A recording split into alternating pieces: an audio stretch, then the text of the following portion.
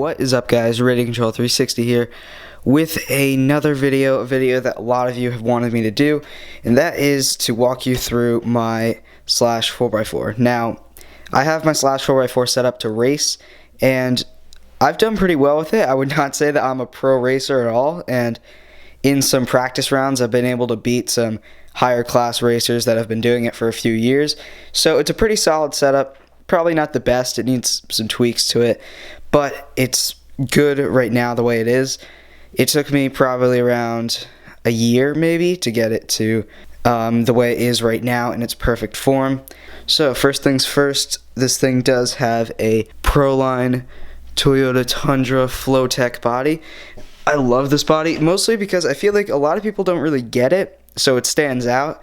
I haven't seen anyone else with this body, and it is the Flowtech, so it does help on the track just a little bit. Not that much, but it's better than having a body that doesn't have any holes cut out in it. I have pretty much every single vent that you can cut out on this thing, except for maybe these. I don't know if these are actually ROAR legal to cut out. Now, if you don't know what ROAR is, it is basically the association that goes along with racing RC short course trucks. Now, don't quote me on that. I actually don't know that much about it. That's my general understanding of it, but they actually have a list of rules for each class of short course truck that you're racing.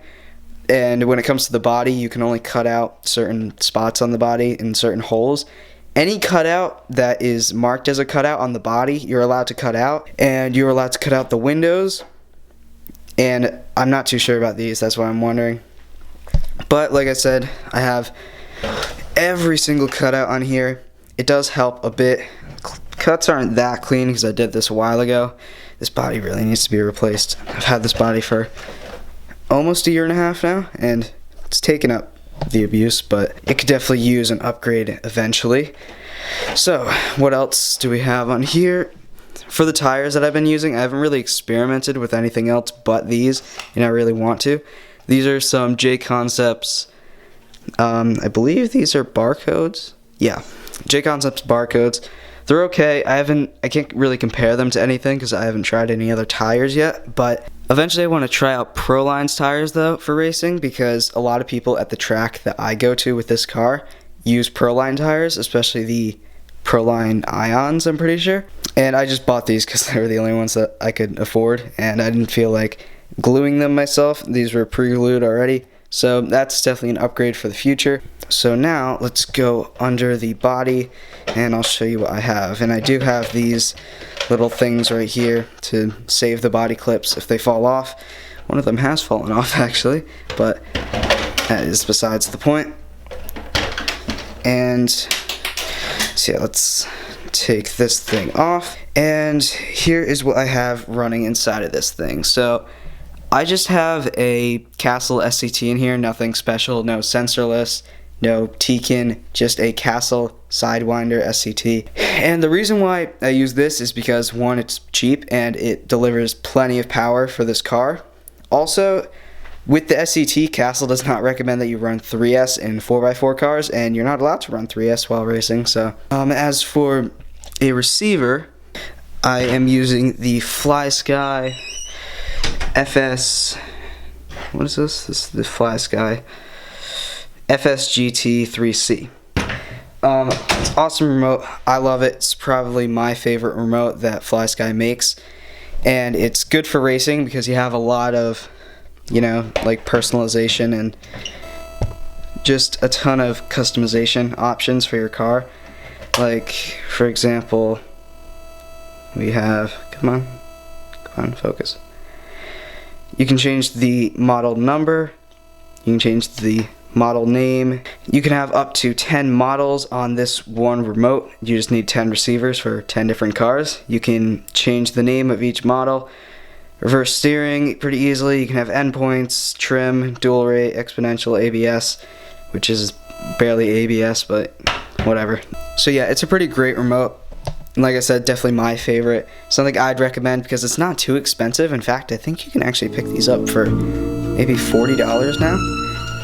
That's definitely a bargain because I spent $60 on that. And that was because I had to get it shipped within the US and not from China, which is where most of them are from, but they're a lot cheaper now. So I'm sorry, so sorry that I was. As far as other electronics, I do have a glitch buster in here because I need to run it with this insanely fast and strong Savox servo. I don't actually know the actual serial number for it.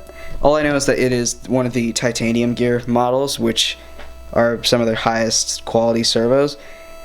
They're definitely not cheap. I think this one might have been $70 for a servo. It's pretty expensive. It's not waterproof, but it is the fastest servo that I've ever seen. And when it comes to racing and you need to make quick decisions, that can really come in handy there. So you don't want a slow servo in there. And it also has a really high torque too, so that helps. And as far as batteries, I usually just run my Traxxas 7600 milliamp hour batteries. Not the best battery option I could choose. I'm probably going to go ahead and get some SPC racing lipos soon. They're great value for what you get out of them. I think maybe they're like 60 C rating. If you don't know what the C ratings on batteries mean, it basically judges how fast your RC will accelerate, and as you can assume, for racing, that'll come in handy. So there's that. Now, as far as physical performance upgrades, I do have the Traxxas GTR shocks on here. They're pretty good. I do want to get some stiffer springs for them though, because if you can't tell already, I have the clips all the way down because that's the only way that I can have the suspension on this car be sort of okay for now. And I do actually have this car set up for bashing right now, besides the tires.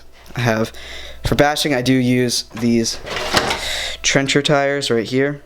They work pretty good too, but for racing I do use these. But for bashing, I don't actually have to do much more to this car. I just have to raise the suspension a little bit, avoid water, and that's about it actually. So alright, back to upgrades. I do have RPM front and rear bumpers, and this is actually a slash 4x4 bumper. What I did though, just to make it look more like other racing short course trucks, is I actually cut off the little bar that sits up here and I flipped it over and just attached it back on. That seems to give it a look that matches all the other cars, so then it's kind of nice because people don't know that this is a slash 4x4 at first, and then they aren't assuming, and then they just see how it performs. Then you can tell them that it's a slash, and they're like, wow. Other things that I have STRC aluminum steering bell cranks. Definitely a must for this car, especially because that spring inside of the servo saver, it's nice to have that adjustable so that you don't have to fiddle around with the steering and such on this car. And this car is so beat up right now. This is a racer, so it does get beat up quite a bit, and it's fairly strong, I'm not gonna lie, but could use some improvements. Other things that I have sway bar kit on both sides. Let's see, what else do I have? I have the STRC caster blocks and steering blocks in red, the Traxxas aluminum linkages, RPM A-arms, and these are interesting. These would be the Stampede 4x4 shock guards, and put those on there just for some extra durability, because this thing does need to be durable. It is a racer. As far as drive shafts in the front, I just have the stock ones because I've never actually broken the stock ones in the front because I don't think there's enough power. Because even though this is a 4x4 car, more of the power is distributed to the back than it is the front. So it's more like a 70-30 kind of setup, and I also have a center diff in there, which makes the power even more out of whack. So there's that. Next, what else do I have? The chassis is dyed black. Well, painted. I tried dyeing it, and then I had to paint it over a little bit because it turned out blue. The center drive line, I think I had a Techno one for this, but I forgot what happened. I think it might have been rubbing up on the chassis. I'm not too sure, but for some reason I do have this in here. I have no idea why. It's a bit noisy while running, so that can get annoying, but whatever. So As far as gearing goes, I don't actually know what I'm running in this. I think I have a 23 tooth pinion in here. It's okay. It's not the best, but it gets by. I could definitely do better than that, but I don't want this thing to overheat, and anything lower than that, this thing is very slow. So there's that. Let's see, what else do I have on this? Well, I have the RPM rear body mounts on some Traxxas bushings, actually some wheel bushings. I forgot why I did that. I think maybe because the body was too low. I'm not too sure actually. Oh wait, I remember why. I can take those off anytime actually. I just realized I have them in the front too. Now that's a little weird. I think those just because I was trying to put Talon tires on this. I have no idea why. Whatever. Alright, so in the back, as you can see, sway bars. I'm using the black bars. I don't know if I mentioned that before. Also have RPM rear bumper, rear A-arms, and the Traxxas axle carriers in the back. And I also have the Traxxas links, but as for drive shafts, I do not have the stock ones because they will break way too easily. These are the MIP Race Duty CVDs. They're actually not CVDs because they're aluminum, but I call them CVDs because I want to.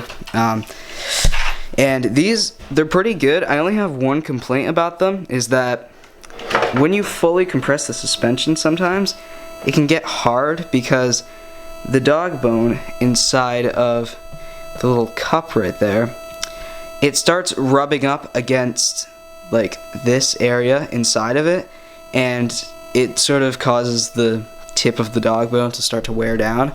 So that's a bit of a design fault because you are racing, you are fully compacting the suspension a lot. So that's a little annoying. It hasn't really caused me anything yet, but in fact actually, because this side is broken, because this RPM rear shock tower that I have on it, the holes for the screws are stripped out on both sides, I think actually, maybe it's just this side. And as you can see, I was racing, or driving, I forgot, and this just popped out. So that was annoying. That seems to happen at least maybe twice every time I run this car, so that's something I definitely need to fix. Maybe get a new RPM one or just get an aluminum one, which I really want to. So there's that. I also have the mud flaps on here, which are by RPM, obviously. And besides that, a few more things. This thing does actually have fully stainless steel bearings throughout it.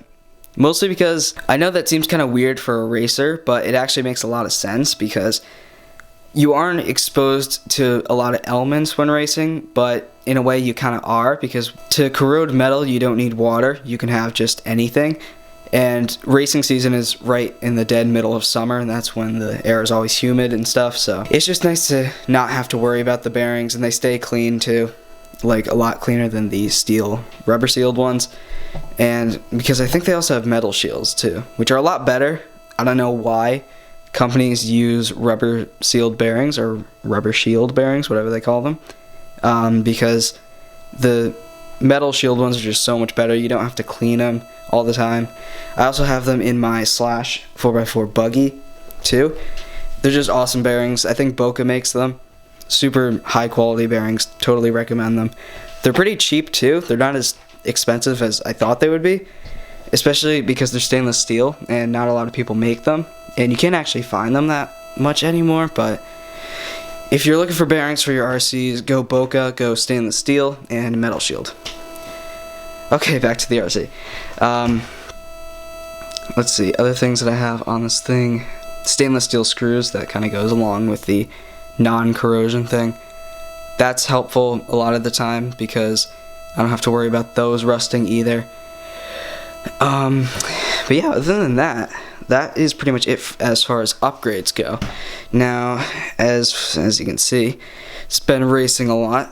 Underside of the chassis is a bit abused. So, as far as handling, this car handles great. It handles a lot better than a stock Slash 4x4, that's for sure. A lot of that is because of the sway bars and the center diff. Now, if you're strapped for cash and you want to start racing your Slash 4x4, you do not need all of these upgrades. These are just sort of tiny things that'll help you be a little bit better, but in all honesty, as long as you're a good driver and you practice a lot, you should be able to be a good racer. Now, personally, I've never actually raced this in an actual race, mostly because the track that I drive this at, RC Excitement, quick plug, the track is an hour and a half away from where I live, so it's more of like one of those kind of maybe once a month go there and practice. So this is not a serious race car at all. If I were to seriously race with this, few things I would do. I would definitely get full MIP drive shafts all around, metal shock towers, and just completely get rid of all the weak points on this car, which there aren't actually that many, but yeah, you know, so there's that. But yeah, that's pretty much it. I do need to get a new body eventually though, because this body does get quite abused, as you can tell from this crack right here and this crack right here. Because of all those holes in the body is not going to be as durable, but it makes it perform a lot better, so there's that. But yeah, back to the thing, if you are strapped for cash, what upgrades should you get and what should you not? Here's the list of all the things that you probably should get over all the other things. Tires, must. Body, not so necessary. It helps. It's kind of more on like the mid list, I guess you could say. So it's like, it's not necessary, but it helps a lot. Other things, center diff, that makes this thing handle on a track much better, gives it much better air control. Sway bars, it's definitely a must. I wouldn't even say, if you have a VXL in there, you don't even have to upgrade that either, because that should be fine. The servo, not necessary, you know, it's one of those things like, it helps, but it is, to get a servo as fast as this, and actually I'll show you how fast this is, just to show you. So, as you can see, you can hear the servo. So, let me show you how fast this thing is quickly. Here is the steering servo on my Slash 4x4. This is the Savox. I'll put the number right here. So yeah, as you can see, this thing, lightning fast, turns on a dime. As you can see, let me put this into the shot. Didn't mean to do that. So yeah, this thing is super fast, super awesome, makes the car really agile, it's nice. But like I said, for almost $80, is it really that worth it? Probably not, but whatever. Other things that are necessary. I would say bumpers and RPM stuff, probably, because I actually think to race you are required to have mud flaps. I don't really know why. I think it's, I don't really, the rules are very weird, but yeah, there's that. Even shocks aren't that much of a requirement. I've actually had some pretty good experiences with the Traxxas Ultra shocks. I don't know why everyone else likes to bash on them, because I have them on my 1/8 scale Slash 4x4 buggy that has an 1/8 scale system in it that I run on 4S, and I have not bent the shocks yet. They're still running great. So yeah, they're solid shocks. It's probably good to upgrade them, but it's not very necessary. But yeah, that's actually pretty much it. I wouldn't say there's anything else that I should go into. Oh yeah, if you are strapped for cash still, a battery can make a huge difference. I would not run something like this, because this is more of like a bashing kind of battery. If you really want to get into serious racing, like I said, I would go with SPC Racing. They make awesome racing batteries. They have a very high C rating, and they're super cheap. They're definitely cheaper than the Traxxas ones. And yeah, because you don't just want to have a high C rating, but you also want to have a high milliamp hour rating, so that you can run your car for a really long time. I have two 7600 milliamp hour batteries that I bring to the track. Usually I only go through like one, maybe 1.5. So yeah, there's that. I think one of those batteries gives me maybe like an hour of runtime, so I would check those out too, because they're not bad. They're not bad batteries. They're okay, but definitely more for bashing than for racing. But yeah, that's actually pretty much it for this car. So thank you all for watching, and I will see you all in the next video.